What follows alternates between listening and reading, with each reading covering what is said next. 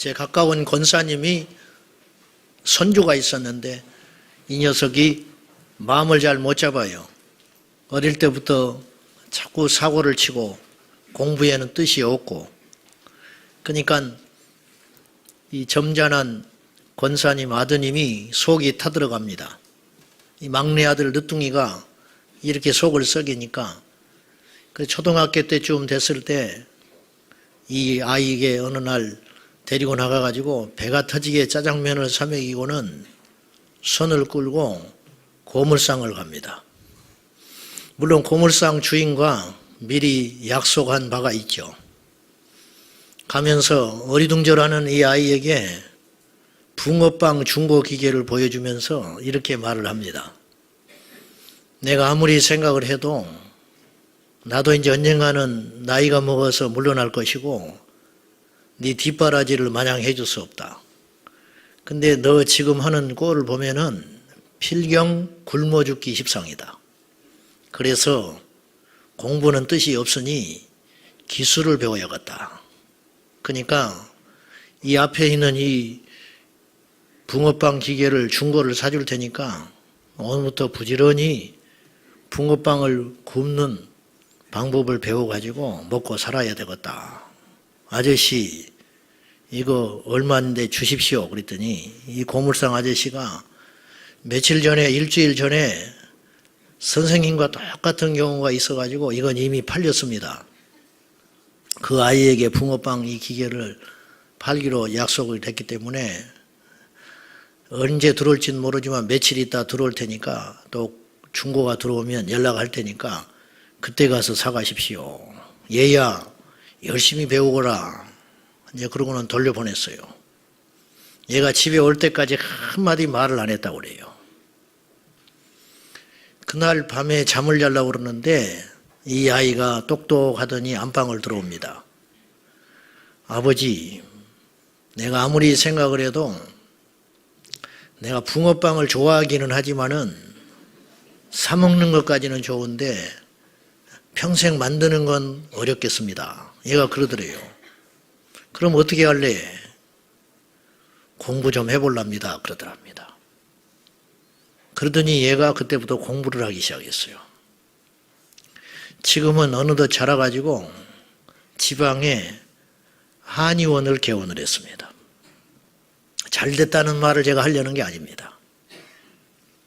이 아이에게는 어떤 믿음이 생겼냐면은 내가 이대로 살다가는 굶어 죽을 수밖에 없고 이 세상에서 혹독하게 똑같이 한 삶을 사는데 고생을 하고 살겠구나. 이런 나쁜 믿음이 생긴 거예요. 나쁜 믿음. 이런 믿음도요, 나쁜 믿음이라도 가지면 변하는 거예요. 우리가 왜 안 변하는지 아세요? 안 믿기 때문에 안 변합니다. 천국을 믿으면 좋은 믿음이죠. 천국을 믿는 건 좋은 믿음, 긍정적인 믿음인데 천국을 믿어야 저는 100% 간다는 말은 못하겠어요. 천국을 믿으면 갈 확률이 많아요. 근데요, 지옥을 믿지 않으면 100% 지옥 갑니다. 제가 이렇게 이야기했더니 비난하는 사람이 있어요. 예수를 믿는다고 말을 하지 왜 지옥을 믿는 믿음이 없으면 지옥 간다고 하냐고, 지옥을 믿으라고 말을 하냐고 저한테 비난하는 사람이 있는데 그 말이 그 말입니다. 예수를 믿는다는 것은 우리가 죄인이라는 걸 믿는 것이고 영생이 있다는 걸 믿는 것이고 이 땅의 삶이 전부가 아니라는 것을 믿는 것입니다. 그 믿음이 없어서 안 달라지는 것입니다. 이 땅이 전부라고 믿는 사람이 뭐하러 바르게 살겠습니까? 이 땅이 전부라고 믿는 사람이 뭐하러 정직하게 살겠습니까? 오늘이 다라고 믿는 사람이 뭐하러 내일을 준비합니까? 때때로 저는 목사지만 스스로 참 믿음이 없구나, 그렇게 자괴감을 가질 때가 많습니다. 천국을 믿는다고 하지만 이 세상을 완전히 버리지 못한 세상적 습관이 저를 따라다니면서 괴롭힙니다. 때로는 기도하는 시간보다 사람 만나서 수다 떠는 것이 훨씬 좋습니다. 하나님의 방법대로, 말씀의 방법대로 희생하며 사는 것보다는 인간의 생각으로 내 욕심을 채우고 싶은 생각이 많고 실제로 들키지 않게 그렇게 결정하기도 합니다. 저는 예수 그리스도를 저는 믿습니다. 근데도 제 삶은 부족한 것이 너무 많습니다. 저는 하나님의 심판을 믿어요. 그래서 사실은 억지로 헌금할 때도 많습니다. 억지로 하나님을 일을 할 때도 많습니다. 왜? 하나님이 보고 계시니까. 이건 초보적인 믿음이에요. 제 숙제는 우리 예수님 앞에 서는 날까지 의무적 믿음, 무서워서 순종하는 믿음이 아니라 그분을 사랑해서 순종하는 날이 언젠가는 오겠지. 제가 이런 기대를 하고 오늘을 살아갑니다. 저는 예수님 만난 후에 생각했어요. 성경에는요, 생각을 하라고 그래요. 무작정 믿으라고 절대 말하지 않습니다. 무조건 덮어놓고 믿으라는 것은 성경적 믿음이 아니에요, 사실은. 성경은요, 예수님께서 냉정하게 따져보라고 그래요. 생각해 보라고 그래요. 계산하라고 그래요. 공중나는 새를 봐라. 들에 핀 백합화를 봐라. 뭘 느끼느냐? 저 새가 굶어준 걸 봤냐? 아니네요. 저 들에 핀 백합화를 봐라. 사람이 수고해서 저렇게 만들었냐? 아닙니다. 누가 그랬겠냐? 하나님이 그랬겠지요. 그래, 네가 저 공중에 나는 새만 또 못하겠냐는 거예요. 답이 나오잖아요. 하나님이 우리 굶기시지 않는다. 근데 우리는 걱정해요. 그렇게 따져보라는 거예요. 부자 청년이 예수님께 와서 예수님 앞에 영생을 얻고 제대로 살고 싶어 했습니다. 예수님이 질문을 툭 던집니다. 너 나 제자 되고 싶어? 영생 얻고 싶어? 그렇습니다. 그러면 너 모든 거 포기해. 부자가 생각해 보니까 예수님도 믿고 싶고 세상의 것도 포기하기 싫은 거예요. 그래서 그는 그 결정에 그 선택권을 공으로 넘겨받았을 때 이 부자는 잘못된 선택을 해요. 우리가 꼭 그렇습니다. 여러분, 억지로 믿지 마십시오. 억지로 헌신하지 마십시오. 안 받습니다, 하나님. 사랑해서 해야 그 일이 오래가요. 건강한 교회는요, 헌신자들이 많습니다. 건강하지 못한 교회는 율법적이에요. 법을 세워요. 막 쫓아내요. 뭔가를 정해놓고 몰아갑니다. 이거 반드시 탈납니다. 그때는 되는 것 같지만 반드시 탈나요. 그러나 그분을 사랑하여 헌신했던 초대교회는 무너지지 않았어요. 핍박이 와도 무너지지 않았습니다. 왜냐? 사랑했기 때문에. 제가 우연히 지방에 갔다가 숙소에서 텔레비전을 보게 됐어요. 거기에 세상에 이런 일이라는 재방송 프로그램이 나옵니다. 제가 그걸 보고 울었습니다, 혼자. 그 내용이 뭐냐면은 97세 된 노모가 61세 된 내성마비 환자로 누워있는 환갑된 아들을 간호하는 거예요. 근데 말을 잘 못해요. 평생 누워있기 때문에 2시간에 한 번씩 몸을 바꿔줘야 돼요. 안 그러면 욕창 생깁니다. 가려워요. 습기 차요. 그 방송을 할 때 이 97세 된 할머니가 몸이 안 좋아요. 감기 몸살에 그분이 약봉지를 이렇게 보여주는데 당뇨, 혈압, 신장병 이걸 앓고 있어요. 그 약을 한 움큼씩 털어 넣어 먹으시면서 2시간에 한 번씩 이 아들을 뒤척거려 줍니다. 엄마, 엄마 부르면 이분이 몸살이 걸려가지고 있는데 일어나요. 사랑의 힘은 이렇게 큰 것이구나. 이 할머니가 뭐라고 그러냐면 내가 지금까지 살 수 있었던 힘은 이 아들 때문이라는 거예요. 그래서 이 아들이 자기는 복이래요. 세상에 복이래. 아무 피부치 없어요. 그리고 그 다음날 날이 밝았는데 시장에 가서 제일 좋은 한우를 사고 미역을 사가지고 미역국을 끓여가지고 이 아들이 제일 좋아하는 것이라고 그걸 끓여가지고 아들의 입에다가 집어넣습니다. 그 얼굴이 그렇게 행복해 보여요. 하나 힘든 기색이 없어요. 그 정점 주인이, 이 할머니는 수십 년 우리 단골입니다. 올 때마다 최고의 소고기를 원하고 비싼 걸 사갑니다. 이렇게 이야기해요. 그리고 밥을 한 그릇을 뚝딱 해치웠는데 이 아들이 방귀를 크게 낍니다. 그걸 보고 있던 이 어머니가 그렇게 기뻐해요. 그렇게 기뻐해요. 아름다운 가락이라고. 그러면서 얼굴을 쓰다듬어 주면서 볼을 비비고 환하게 웃으면서, 이 할머니 소원이 뭔지 아세요? 당신 돌아가시고 1시간 있다 이 아들 죽는 거예요. 제가 그 화면에서 직업은 못 속인다고 화면에 이렇게 비춰주는데 달력에 교회가 있어요. 감사했어요. 저분이 예수 믿는 사람이구나. 교회라고 딱 써 있어, 달력에. 아, 그래. 저분이 예수를 안 믿었으면 얼마나 절망일까. 저 큰 고난과 시련 속에서도 그 무거운 짐덩어리를 짊어 살지만은 저분이 교회를 다니는구나. 그래도 소망이 있구나. 이 땅에서 저렇게 수고했지만은 하나님 앞에 가면 보상이 있겠지. 제가 그 달력을 보면서 한편으로 안심한, 주제넘게 아무 상관도 없는데 저하고 또 한편으로 안심이 됩니다. 안심이. 오늘 예수님이 부활하셨어요.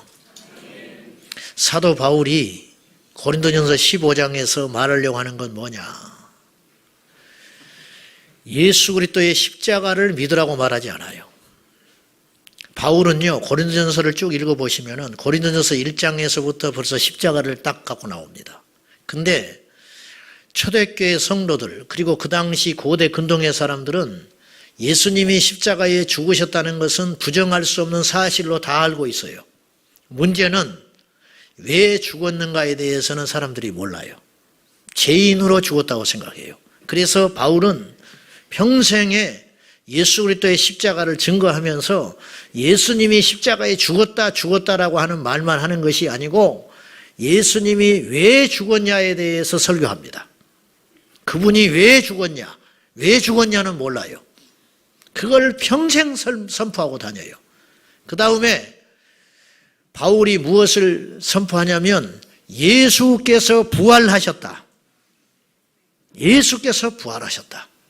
사람들이 부활한 것은 안 믿어요. 십자가에 죽으신 것은 다 믿었어요. 사실이니까. 근데 예수님이 부활하신 사실은 안 믿어요. 여러분, 이 세상도 마찬가지예요. 나쁜 것은 다 믿고 있어요. 진화론 증명되는 게 거의 없습니다. 뼈만 몇 개 발견된 것밖에 없어요. 근데 그걸 보고 믿고 있어요. 진화론은요, 진화론이야말로 종교예요.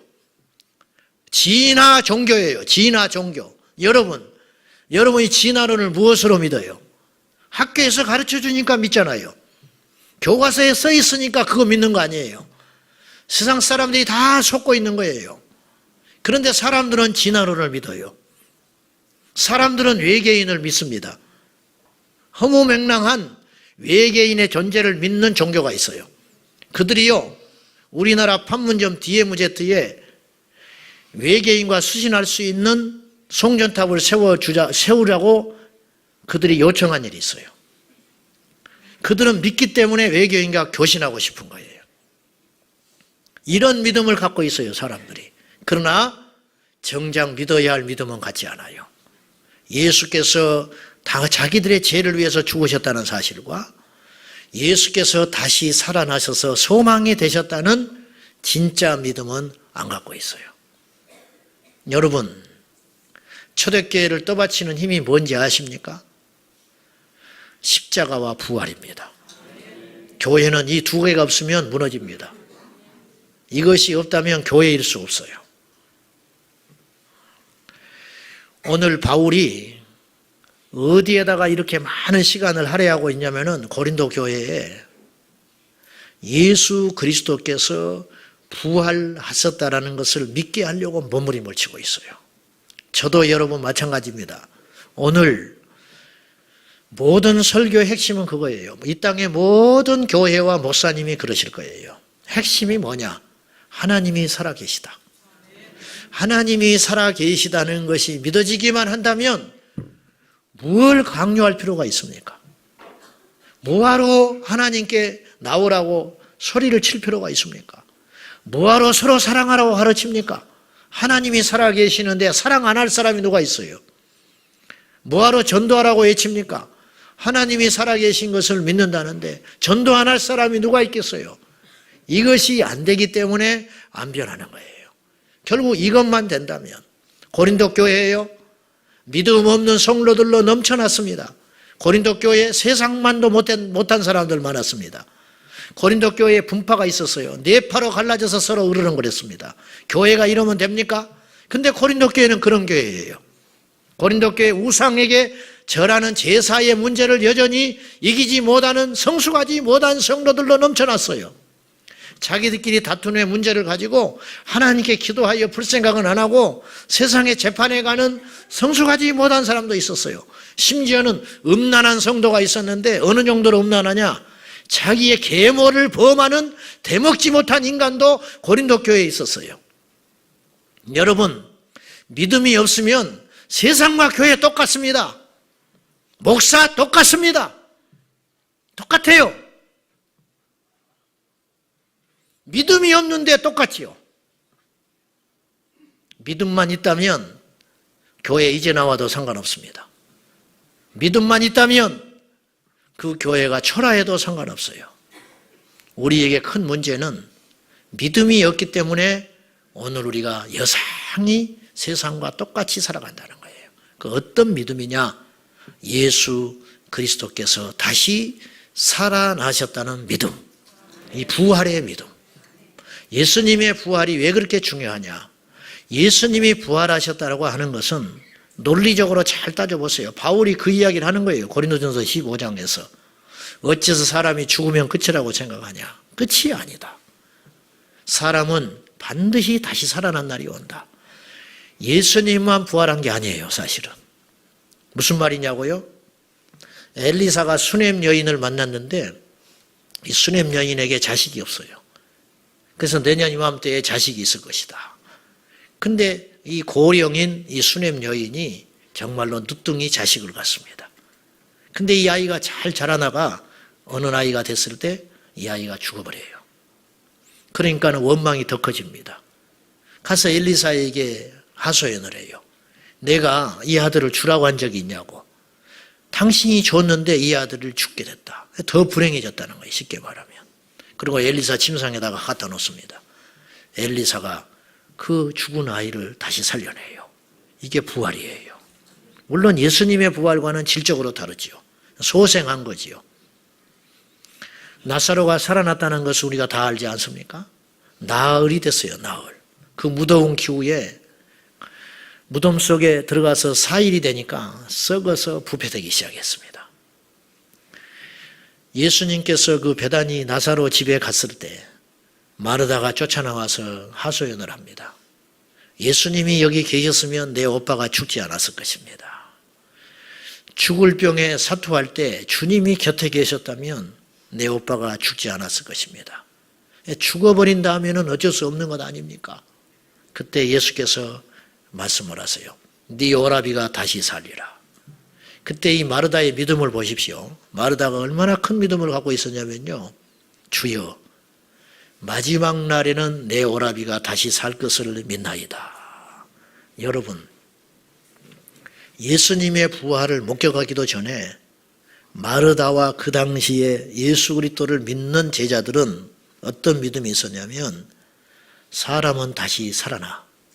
근데 왜 이 믿음이 생겼냐면 예수님이 이런 말씀을 자주 하셨어요. 요한복음 5장에서 예수님이 뭐라고 하셨냐면은 5장 29절에 보면은 선한 일을 행한 자는 부활, 생명의 부활로 다시 살아나고 악한 일을 행하는 자는 심판의 부활로 나오리라. 즉 사람은 어떤 모양이든지 죽었다가 다시 살아나게 돼 있어요. 이것이 요한계시록과 연결돼요. 요한계시록에 흰 보호자에서 주님이 사람들을 다 다시 살려내가지고 물에서 토해낸다. 물에서 빠져 죽은 사람은 물에서 부활해요. 얼마나 놀라운 이야기입니까? 무덤에서 살아나옵니다. 전쟁터에 나가서 죽어버린 사람은 전쟁터에서 살아난다는 거예요. 그리고 그들이 다 살아나서 동서남북 남녀노소를 강론하고 선한 자나 악한 자나 다 살려내요. 근데 악한 자의 부활은 심판을 위한 부활이에요. 사형수를 밥을 먹이고 그 귀한 세금을 가지고 입혀주고 먹여주고 재워주는 이유는 용서하기 위해서, 살리기 위해서 먹이는 게 아니에요. 죽이기 위해서 살려놓고 있는 거예요. 세상 사람들이 죽었는데 그들을 음부에서 다시 끌어내가지고 살려내는 이유는 지옥의 심판을 하기 위해서 살려낸다는 거예요. 얼마나 무섭습니까? 얼마나 잔인합니까? 근데 믿는 자는 생명을 얻기 위하여 살려낸다는 거예요. 여러분, 우리에게는 이 두 길밖에 없어요. 반드시 우리는 살아나는데 심판받기 위해서 살아나느냐, 생명을 얻기 위해서 살아나느냐, 여러분이 선택하십시오. 여러분이 선택하십시오. 마지막 날에는 내 오라비가 다시 살아날 줄을 믿나이다. 그 이야기를 들었던 예수께서 나는 부활이요 생명이야. 나를 믿는 자는 죽어도 살겠고 무릇 살아서 나를 믿는 자는 영원히 죽지 않아. 이것을 네가 믿느냐? 말하다가 주여 내가 믿나이다.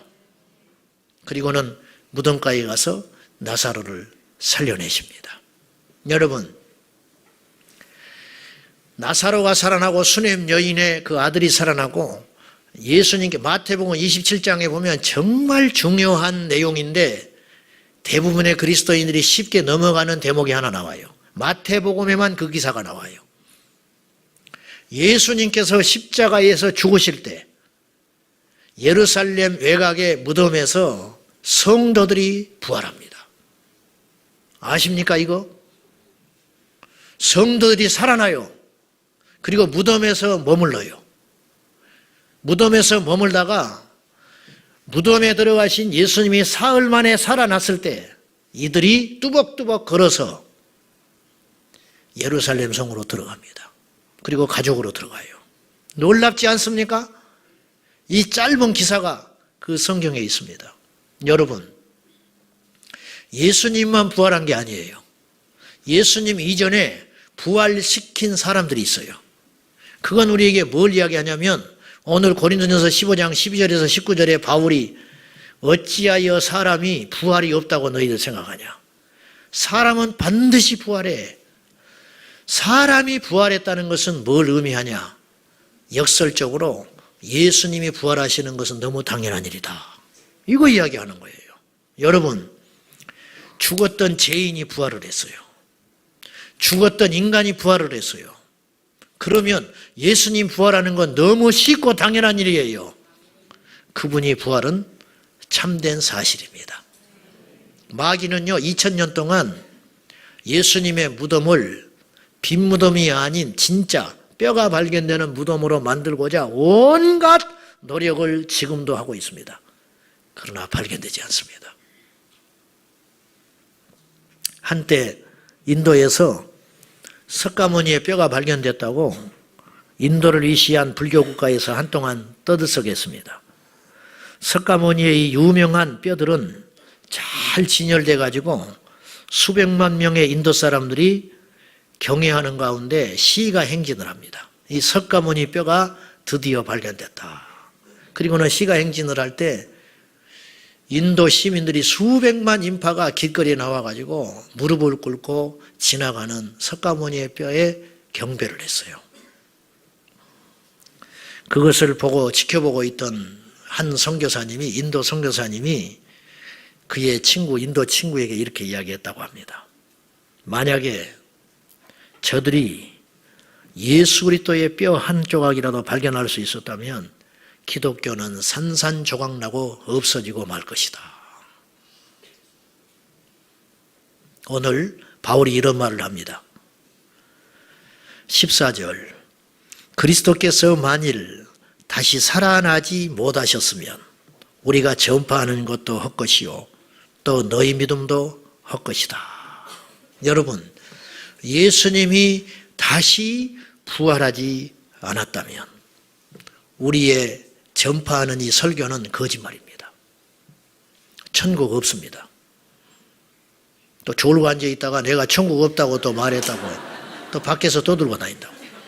그 목사 그렇게 안 봤는데 천국 없다고 하더라. 드디어 본색을 드러냈다. 뭐 이런 소리 할까 무서워요. 예수님께서 부활하신 사건이 거짓이라면, 세상 사람들이 주장하는 대로 초대교회의 거짓된 산물이라면 우리의 설교는 거짓입니다. 여러분은 희대의 사기꾼에 걸려든 거예요. 근데 그건 맞지 않습니다. 그 이유가 뭐냐? 논리적으로 따져보십시다. 바울은 이렇게 이야기해요. 고린도전서 15장 초기에 예수 그리스도의 부활을 목격한 증인이 있다. 이렇게 이야기해요. 보세요. 5절부터 한번 보십시오. 베드로입니다. 베드로에게 보이시고 후에 12제자에게와 그 후에 500여 형제에게 일시에 보이셨나니 그 중에 지금까지 대다수는 살아있고 어떤 사람은 잠들었고 나중에 나도 만났다. 바울이 그렇게 이야기해요. 예수님이 40일 동안 부활하셔서 제자들을 만나고 다닙니다. 그리고 하나님 나라에 대해서 설교를 해요. 제일 마지막으로 본 증인이 나다. 그리고 한두 명은 착각할 수 있지만 500명이 어떻게 동시에 착각하겠냐. 바울의 논리는 이거예요. 여러분 따져보세요. 억지로 믿지 마세요. 그리고 500명이 동시에 예수님의 부활하신 주님을 봤고 그 중에 상당수는 지금 20년 정도가 지났습니다. 바울이 고린도전서를 쓸 당시가 예수님께서 십자가에 죽으시고 부활하신 다음에 약 20년이 지난 후에 바울이 에베소에서 고린도 교회에다가 편지를 보내고 있는 거예요. 이것을 내가 쓸 당시에 그 예수 그리스도의 부활을 목격한 증인들을 나는 지금도 알고 있다. 그 말이에요. 나 그 사람 지금도 만났어. 얼마 전에도 그 사람과 만나가지고 예수님의 부활에 대한 생생한 이야기를 듣고 있었어. 그렇게 이야기하고 있는 거예요. 이보다 확실한 증거가 어디가 있는가. 그리고 초대교회의 탄생은 예수 그리스도의 부활 없이는 설명할 수 없는 사건이에요. 왜냐? 여러분 생각해 보십시오. 예수께서 살아생전에도 의심하는 사람이 있었어요. 도마가 의심했잖아요. 말은 사실은 보는 것보다 힘이 없어요. 솔직히 말하면. 근데 살아생전에도 예수께서 십자가에 달리시는 걸 보고 제자들은 전부 주랭랑 쳤습니다. 근데 흩어졌던 그들이 다시 모였어요. 바보가 아니고는 이럴 수 없어요. 미치지 않고는 이럴 수 없어요. 이들에게 뭔가 쇼킹한 사건이 있는 거예요. 그게 뭐냐? 예수 그리스도의 부활, 그리고 부활하신 주님을 봤어요. 부활하신 주님을 봤기 때문에 이들은 목숨을 던질 수 있었어요. 저도 그럴 수 있을 것 같아요.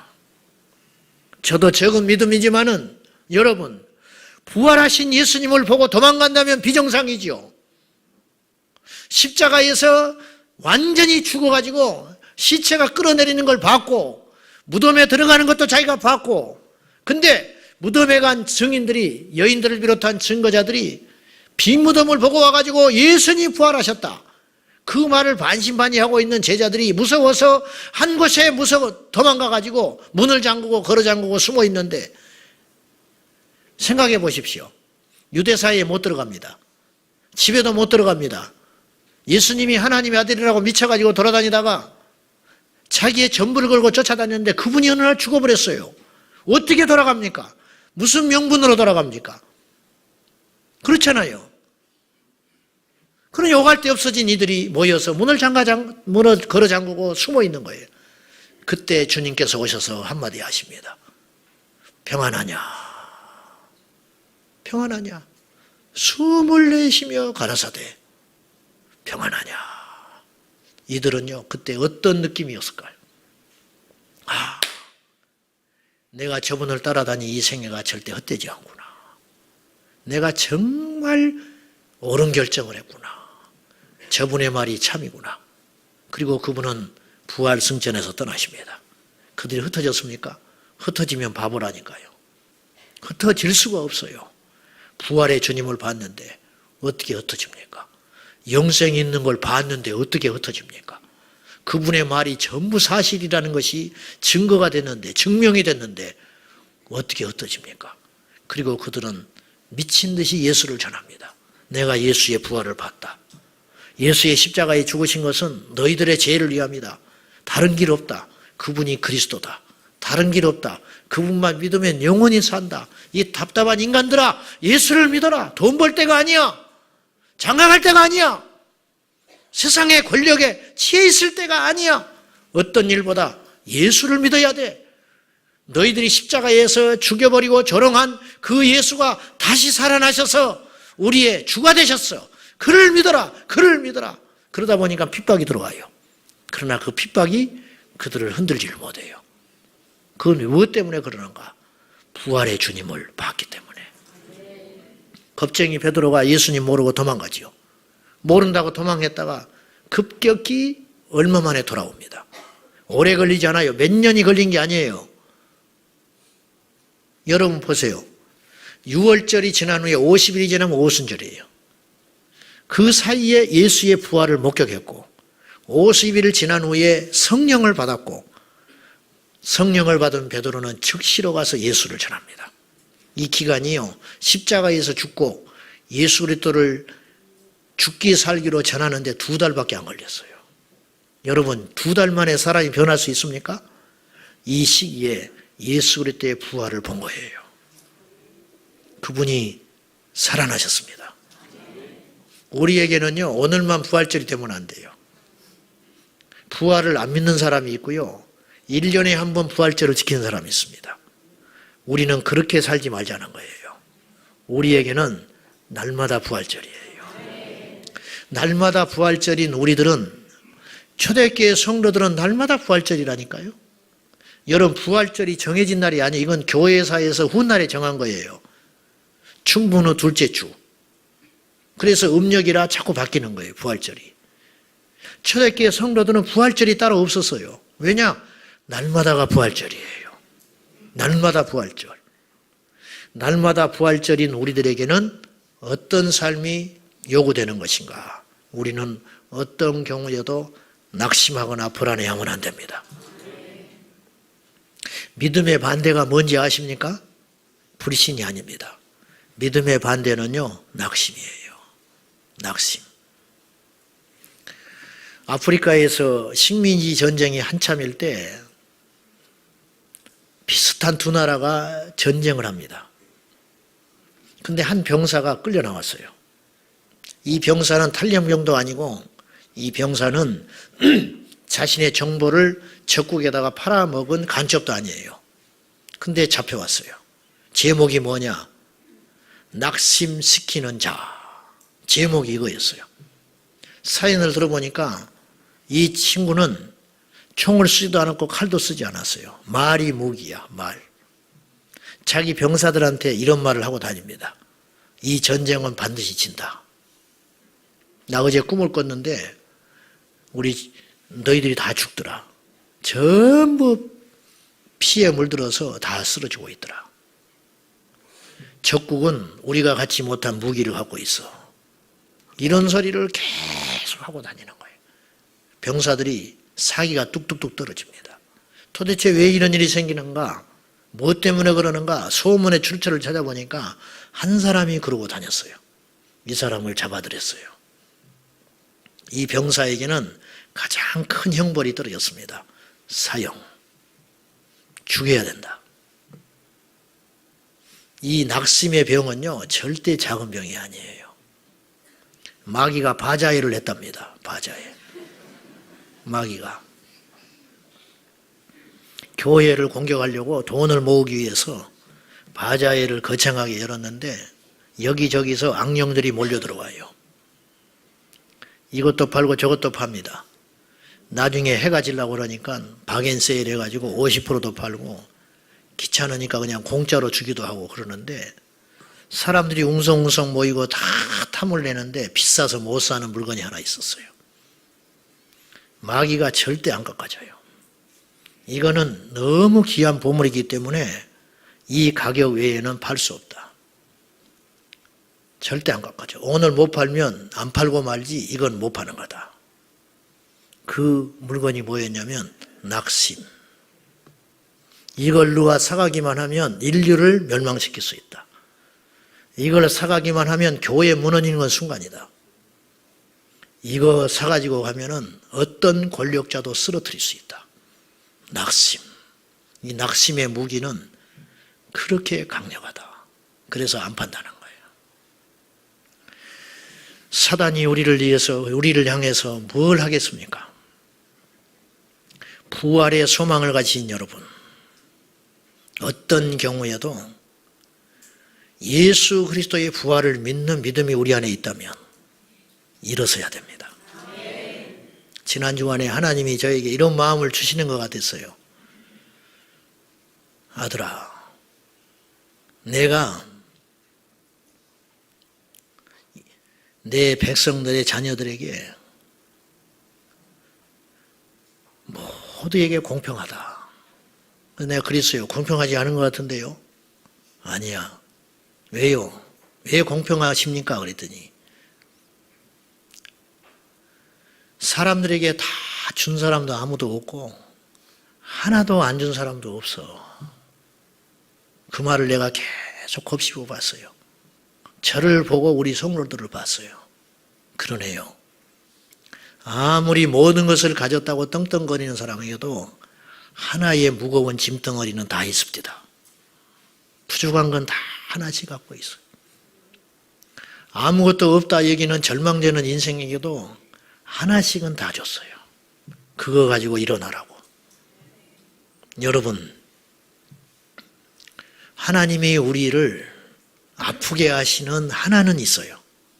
근데 그걸 아프게 하려고 주신 게 아니고 그걸 붙잡고 주님을 바라보라고. 사단은 절대 우리를 이기지 못해요. 세상은 우리를 이기질 못해요. 왠지 아십니까? 우리에게는 부활의 주님이 계시기 때문에. 사랑하는 여러분, 견디십시오. 제가 참으라고 하잖아요. 견디라고 하잖아요. 근데 세상 사람도 견디기는 해요. 그러나 그들은 어쩔 수 없이 견디는 거예요. 약속이 없는 견딤. 그러나 우리는 분명한 약속을 믿는 믿음으로 오늘을 견디는 거예요. 똑같이 견뎌도 소망이 없는 견딤은 의미가 없어요. 그러나 우리에게는 분명한 소망이 있습니다. 이 고비를 넘으면 부활의 주님이 나를 기다리고 계시다. 이 믿음이 우리 안에 있습니다. 성도 여러분, 선택하십시오. 세상에서 여러분 가치관과 마음대로 살다가 인생을 마감하든지 부활의 주님의 손을 잡고 어떤 고난과 시련과 이해할 수 없는 상황 속에서도 예수 그리스도를 붙잡고 날마다 일어나든지 여러분의 몫입니다. 우리 주님, 한 가지 분명한 것은 우리 주님 다시 부활하셨다는 거. 이거 잊지 마시고 오늘 우리 성도들에게는 오늘만 부활절이 아니라 날마다 부활의 날이 되시기를 예수님의 이름으로 축복합니다. 기도하겠습니다. 살아계신 하나님 아버지, 오늘만 부활절이 되지 않기를 원합니다. 날마다 우리에게 부활의 소망을 주시는 부활의 날이 되게 하여 주시옵소서. 내 손에 잡힌 것이 없습니다. 내 눈으로 목격한 바가 없습니다. 그러나 우리의 심장에는 예수 그리스도의 부활을 믿는 믿음이 있습니다. 아버지여, 이 부활의 소망으로 이기게 하여 주시고 이 부활의 소망으로 일어나게 하여 주옵소서. 주 예수여, 우리에게 예수 그리스도의 부활을 믿는 믿음을 허락하여 주옵소서. 예수님의 이름으로 기도하옵나이다. 아멘.